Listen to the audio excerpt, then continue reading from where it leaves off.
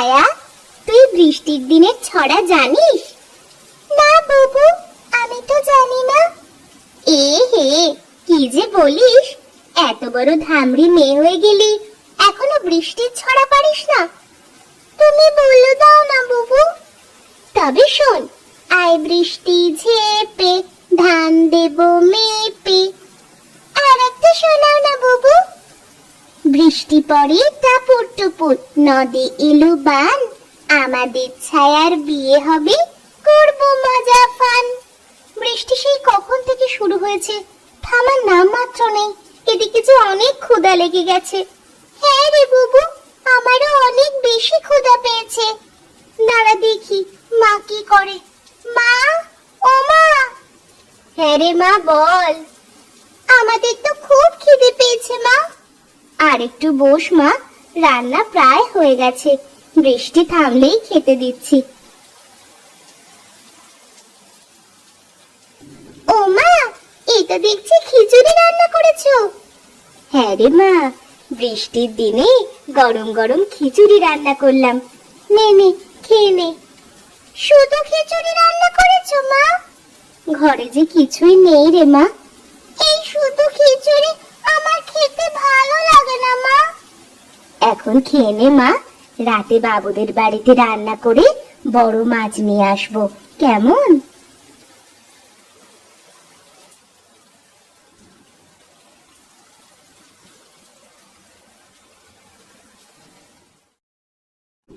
আমি চললাম রে মা, আজ অনেক রান্না করতে হবে, শহর থেকে বাবুর আত্মীয়রা আসবে। ঠিক আছে মা, যাও, তাড়াতাড়ি রান্না শেষ করে চলে এসো কিন্তু।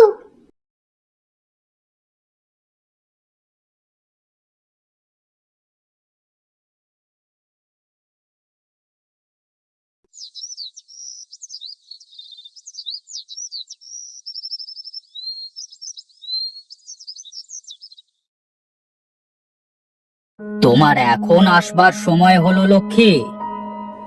আগে বাবু, বাড়িতে মেয়ে দুটোকে রেখে আসতে একটু দেরি হয়ে গেল। যাও যাও, হাত চালিয়ে রান্না শুরু করো দেখি, ওরা বুঝি চলে আসবে।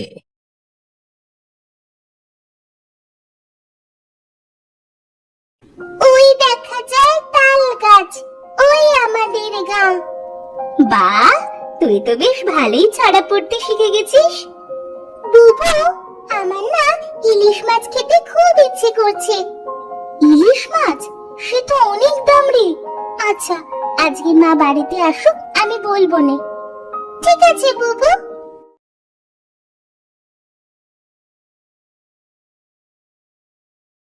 কি রে লক্ষ্মী, তোর কি রান্না শেষ হলো? হ্যাঁ বাবু, সব রান্না শেষ। বাহ, বেশ বেশ।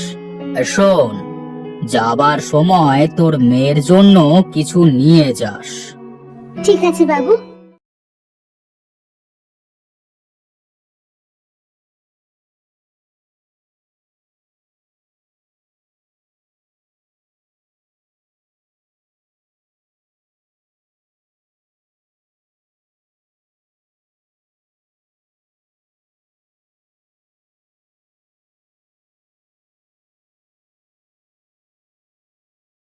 মা এসেছে, মা এসেছে।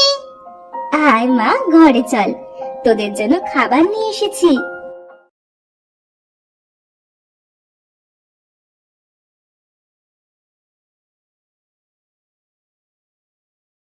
তোমরা যাও মা, আমি থালা বাসনগুলো ধুয়ে নিয়ে আসছি।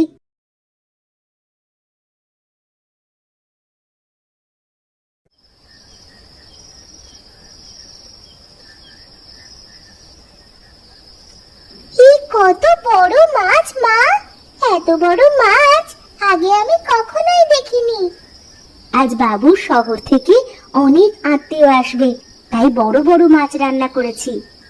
একটা কথা বলবো মা? বল মা, কি বলবি? আজকে না ছায়া ইলিশ মাছ খাওয়ার কথা বলছিল।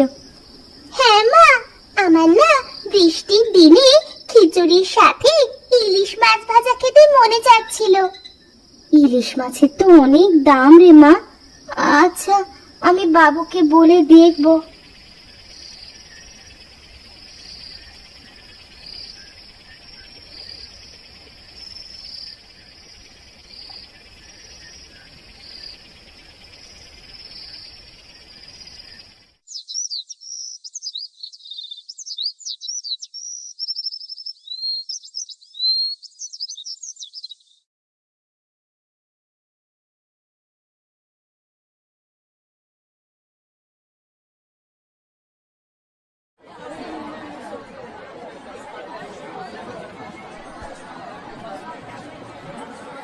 এই যে মাছওয়ালা ভাই, ইলিশ মাছ কত করে? KG KG 700, KG KG 700।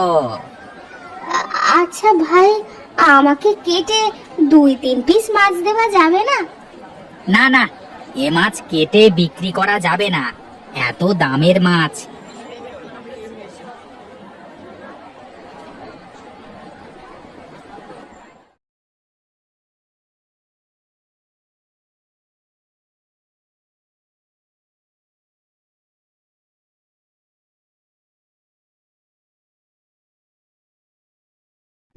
হায় রে আমার পোড়া কপাল, মেয়েটাকে একটু ভালো মন্দ খাওয়াতে পারি না। একটু ইলিশ মাছ খেতে চাইলো, তাও জোটাতে পারলাম না। মা, তুমি কাঁদছো কেন? কি হয়েছে তোমার? না রে মা, আমার কিছুই হয়নি। আমি দেখছি তো তোমার চোখ থেকে কেমন জল গড়ছে, চোখ দুটো লাল হয়ে আছে। ওহো, কিছু না মা, যা তুই খেলা করকে গিয়ে। আমি জানি তুমি কি জন্য কাঁদছো। পাগলি কোথাকার, অনেক বড় হয়ে গেছিস মনে হচ্ছে, কেমন পাকা পাকা কথা বলছিস। চল মা, ঘরে চল, দুমুঠো খেয়ে নে।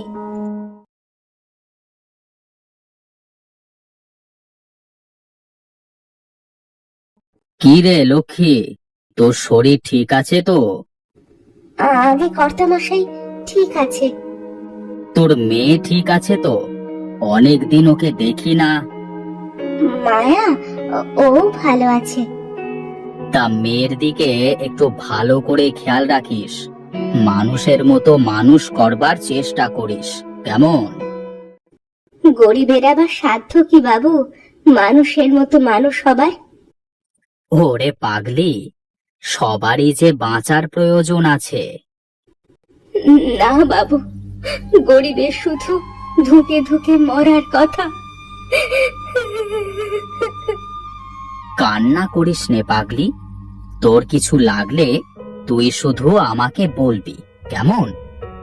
কি আর বলবো কর্তা মশাই, মেয়ে শুধু একটু ইলিশ মাছ খেতে চেয়েছিল, তাও জোটাতে পারিনি। তা আমাকে বলতিস একবার। যা, তাড়াতাড়ি তোর কাজ শেষ কর।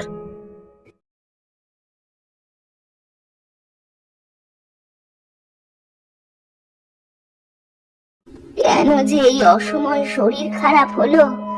বাবুকে রান্না করে না দিলে তো না খেয়ে থাকবে। আমি কি বাবুকে রান্না করে দিয়ে আসবো মা? না রে মা, তোকে যাওয়া লাগবে না। তোমাকে এই শরীর নিয়ে আমি কাজ করতে যেতে দেব না মা। আমার যে খুব খারাপ লাগছে না মা। লক্ষ্মী, ও লক্ষ্মী।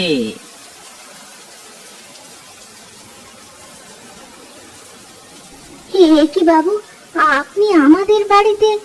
আসুন, ওপরে উঠে আসুন। তুমি আজ 2 দিন ধরে রান্না করতে যাও না, তাই ভাবলাম তোমাকে দেখে আসি কি হলো। দেখো মা, কত বড় ইলিশ মাছ। এই নাও লক্ষ্মী, ইলিশ দুটো রাখো। রান্না করে মেয়েদের সাথে নিয়ে খেও। এই এত বড় বড় মাছ বাবু? তুমি তো আর আমার জন্য রাঁধতে যেতে পারছো না, এই মাছ যদি আমি এখন বাড়িতে নিয়ে যাই তাহলে তো পচে যাবে। সেটা তো ঠিকই বলেছেন বাবু।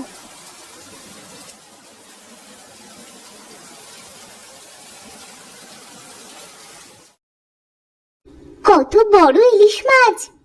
খিচুড়ির সাথে এত বড় ইলিশ মাছ আমি আগে কখনো খাইনি মা। হ্যাঁ রে মা, গরম গরম খিচুড়ির সাথে ইলিশ ভাজা, তাড়াতাড়ি খেয়ে নে, ঠান্ডা হয়ে গেলে ভালো লাগবে না। সৃষ্টিকর্তা যা করেন ভালোর জন্যই করেন।